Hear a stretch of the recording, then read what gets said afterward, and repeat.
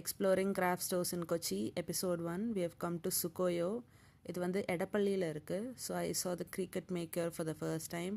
நிறைய cute and குவர்க்கியான stationery இருக்குது, like pens, notebooks, markers and all that.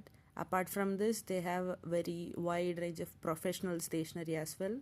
And நான் for the first time இந்த மாதிரி ரொம்ப யூனிக்கான கேலண்டர்ஸ்லாம் ஸ்பாட் பண்ணேன். The last one was my favorite.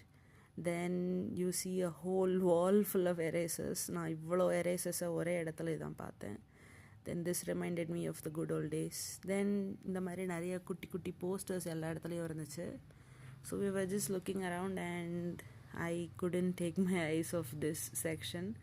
நிறைய flowers ரொம்ப அழகாக இருந்துச்சு.